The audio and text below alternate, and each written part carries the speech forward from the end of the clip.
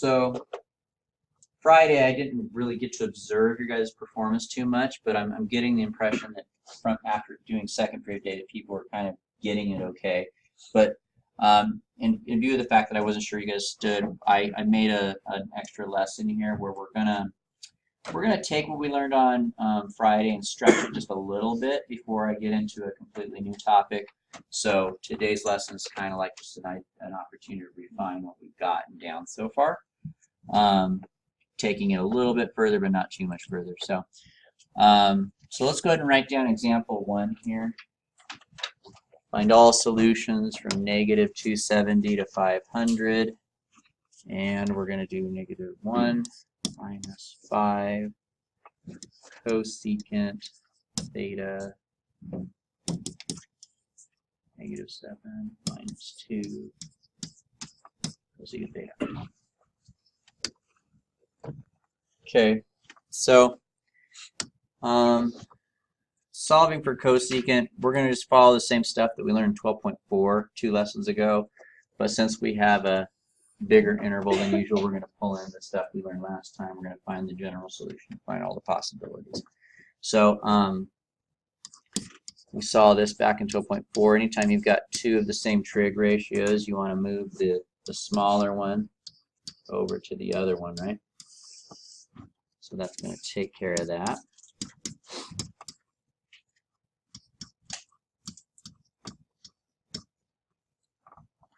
And then we got these outside numbers we need to get rid of, right? The negative 7 and the 3. So I'm going to add the 7.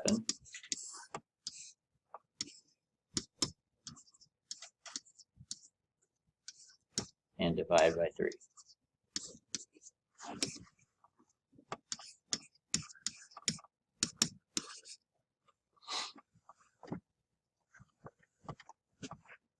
So that's a cosecant, right? And when we're working with cosecant, we have to do the reciprocal, right? Good. And then 1 over cosecant is replaced with sine. So we're looking for where does sine of theta equal a half, right? And that would be at theta equals, on our unit circle, 30 and 150.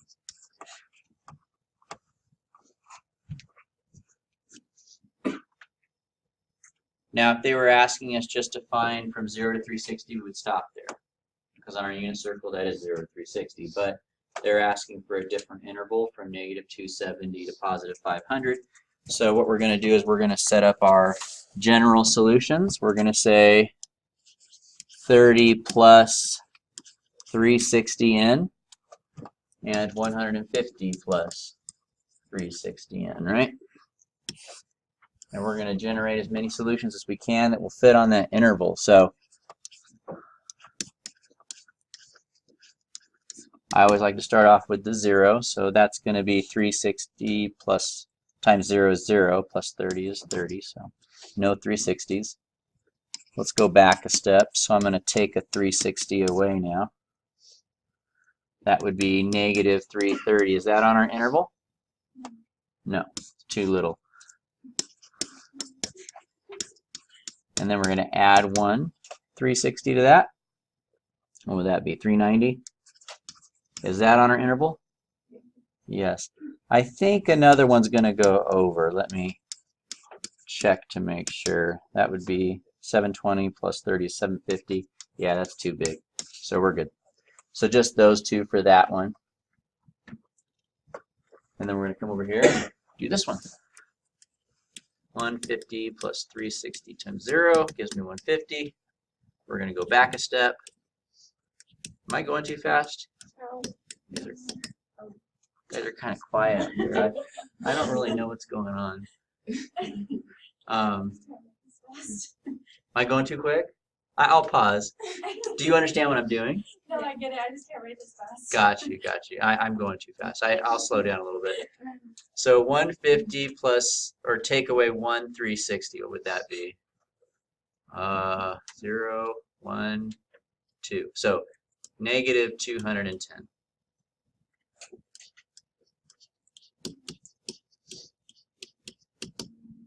And that's going to give me 0, 1, 5. And that's too big, right? And I know that if I go back one more step, it's going to go past 270. So we're good. So we just have these 4 answers here, and we're done. So I'll pause in case some of you guys are still writing. I was going a little quick. There's yours. I'm going to have you guys do the same interval. So you're going from negative 270 to 500 again. I'll write it up there.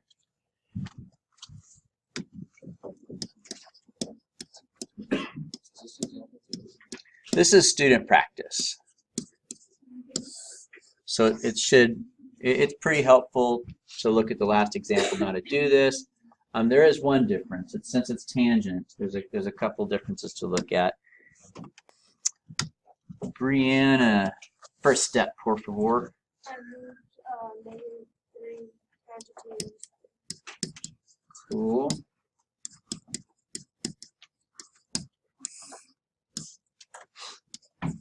That's 4, right?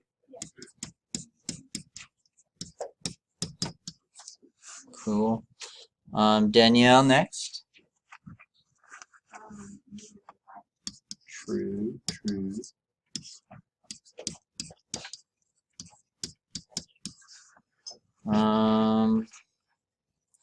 Sean. True. And then Giselle's not with us today. Cody is attending other matters. See, Armani, what did you get for your theta then? 180. And 0, right? Yeah.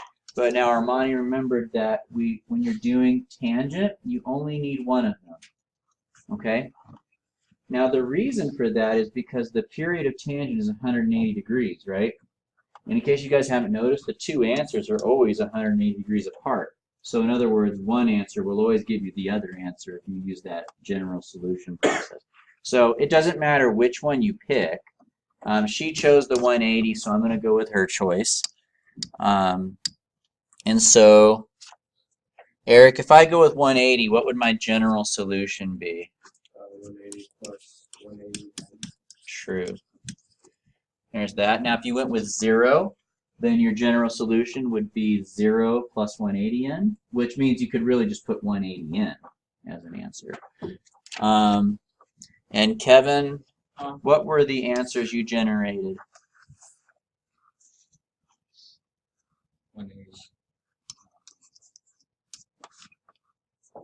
360. 0. Did you not do it, Kev? That's okay. Go ahead and tell me the last one. -180. That's right. You have a guardian angel. That's all right. That's good. All right. So there's our 4 answers there. You would get, if you use this formula, right, you would get 0 by plugging in -1. You would get 180 by plugging in 0. You would get 360 by plugging in 1. And then you would get -180 by plugging in -2. Okay. Nice. All right. So that's that. The last thing I wanted to show you, last example, is it's got a slightly new algebra move to it. Huh? I didn't hear you again. Oh yeah, those are all solutions. Yeah. And you can test your answer by going back to the original equation, plugging them in. You can use a calculator to check your work, make sure it works. So this next example has a new little algebra move involved. It's not really a new algebra move. It's just a algebra thing that we haven't applied to trig functions yet.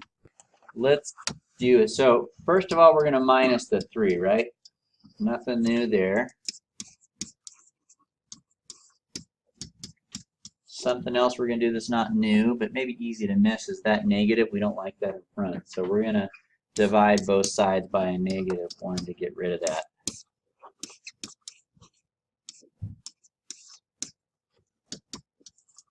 That gives me tangent squared theta equals 3. Now what do I do? Square root. You square root. We haven't done that with tangent functions yet, so we'll see what that kind of does. So I'm going to square root both sides. Now, first of all, the square root cancels the 2, right? So now I've got just tangent.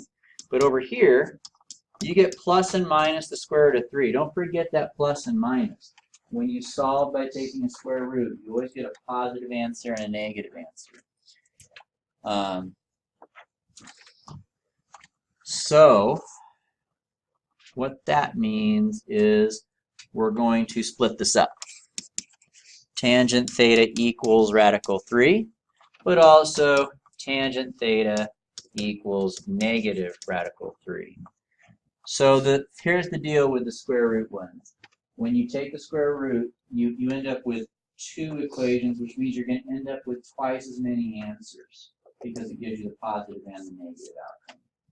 Okay, so it doubles your likelihood of getting a solution. I'll bring it back, don't worry. All right. So first of all, we got to find all the places where tangent equals radical 3. So I believe that's going to be 60 and 240. And tangent equals negative radical 3 at 120 and 300. Okay. Now, yeah. This is tangent to the other. That's right. So since it's tangent, these 2 things, they're going to give us the same answer set. So I don't need both of these. So from each set, you can drop one out. Remember, with tangent, you only need one. But since we have 2 separate equations, so the one with the negative radical 3, that will give you a different answer than this one. But the 2 that are in the same group, you can just drop one of them because they'll both give you the same answer. So now we have 60 plus what in? 180. 180 in, good. And 120 plus 180 in. And we go ahead and find our particular solutions. What interval was I looking at this time? Was it negative 360 to positive 360? Yeah. Okay. So here we go.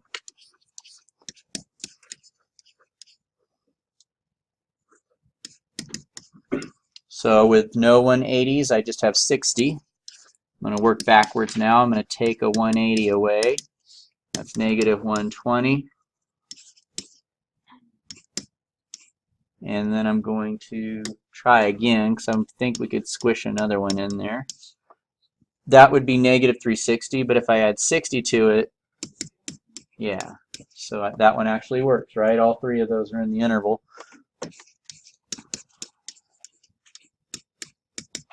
$60 plus 180 is 240.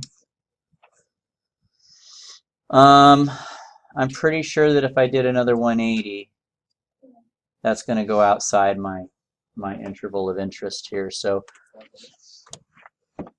yeah, so we do need to do the 120 side now, right? But that side's tapped out. It's given us all it can. So 120 plus 180, 0, of course, starting point. We'll go backwards. I believe that's negative 60.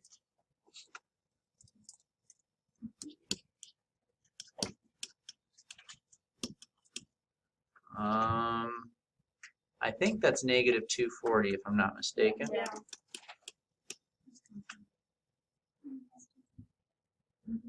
I wonder if we can have another positive one. Let's see. 300? Yeah. Oh. Yeah. Well, we must have missed one last block because we only got 7. You guys got 8.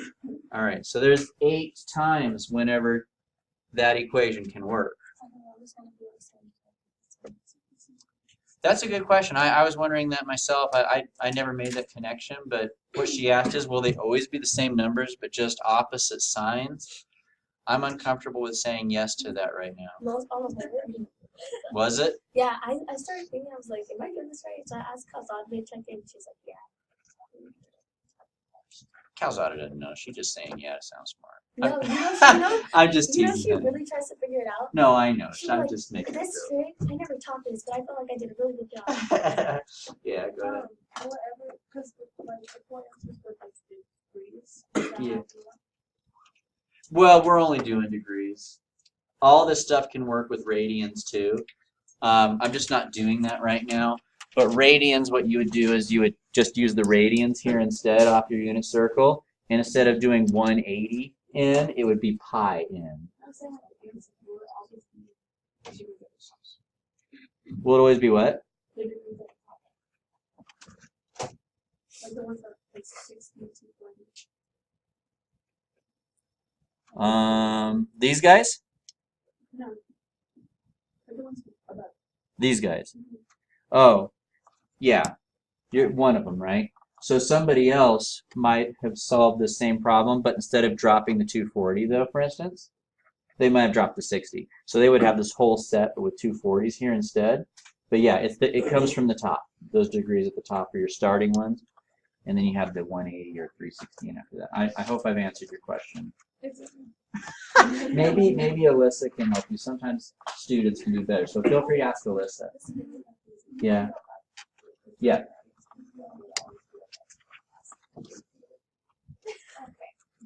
Did she help you? Oh. I remember when I was 2. Far enough?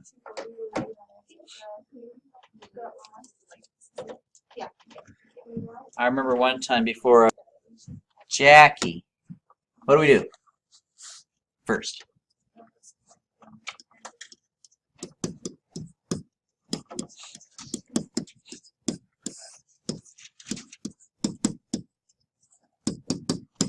Okay.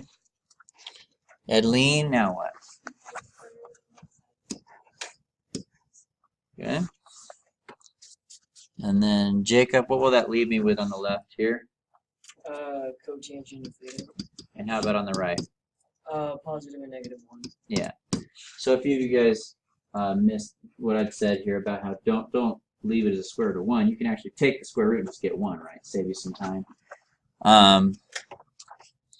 Diana, what's next?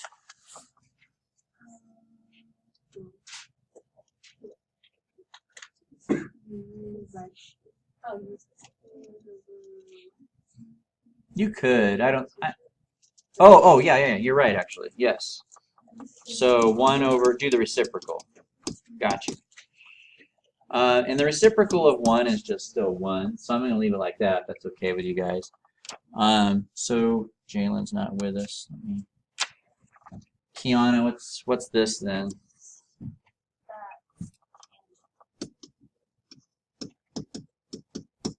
Cool. And then Andrew, what's next?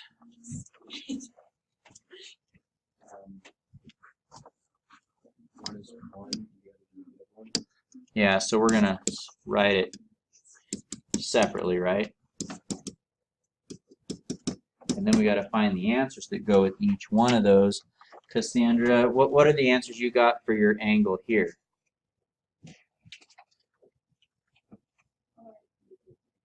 Oh, okay. Go ahead, Danielle. 25. 225. Cool. Negative 125. Oh. Oh, not just the first two, right? That's okay. You're good though. You're fine. You're doing good. It's not here. Let's try Austin. What'd you get for these guys over here? 135. Cool. All right. Now at this point, it doesn't really matter what you did, but you have to do your general solution, right? So you should have had that or this. You didn't need both. You could have picked either one of those for this side. And then for this side, you could have that or this.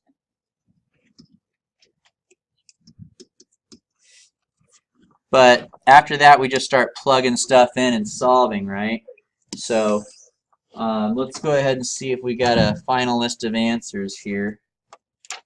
Vanessa, did you knock that out yet? A lot of work there.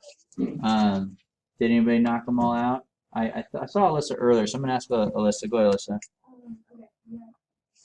The 45 degrees. Yeah. 225, 45, negative 135, negative 215. Okay. And then on the other side, I got negative 225, negative 45, positive 135, and then positive 215. Okay, so it would seem, and I haven't proven this yet, maybe it's just obvious and I'm missing something, but it would seem that when you have these perfect square ones, you get the same answers on the left and right, just opposite signs. I'm thinking that might be the case. It makes sense because then the unit circle's like that. Yeah? Because you're on a tangent. Well, With a negative tangent. one, 'cause they're off. Yeah, you know. That does make sense. You're right. Just thinking of it geometrically, seeing the shape, that makes sense. Because if you go backwards, you get the same spots. Just opposite sign. That makes sense. Cool. All right. No, I see what you're saying. I do. I think Andrew was saying something like that too. I'm having trouble connecting it, but I see it a little bit. All right. Anyway, there it is. Here. All right. I want to solve this one again, but with a calculator.